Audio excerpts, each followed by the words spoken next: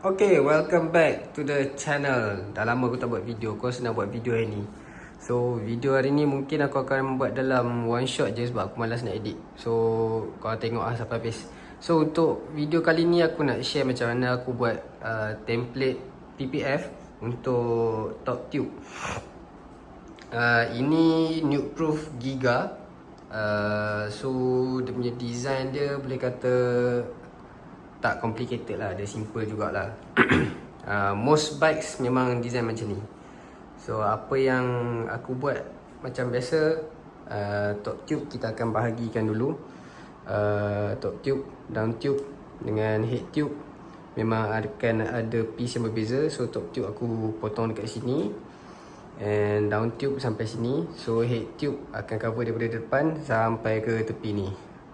So yang head tube tak buat lagi, down tube je baru tracing.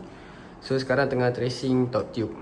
So top tube daripada depan ni aku split kat sini, and dekat hujung dia macam ni. So yang ni akan join dengan seat tube. Yang ni aku potong macam ni lah. So disebabkan design dia adalah design yang symmetrical, kalau kita tengok dia symmetrical lah, dia sama. So sebab tu aku buat straight line color merah ni, so that bila aku place PPF ni, aku place dia tengah-tengah, betul-betul center daripada depan ni sampai ke hujung tu. So that aku hanya perlu trace sebelah je, and then bila aku masuk dalam Silhouette Studio, aku just mirror ke sebelah lagi, and then join the two design tu lah. So dia akan jadi one piece untuk full top tube daripada depan ni sampai ke belakang. So macam tu lah cara aku buat. And for sekarang aku tak trace lagi dia punya line dia. Aku baru letak piece ni kat sini je. And bahagian bawah ni nampak nampak line hijau ni.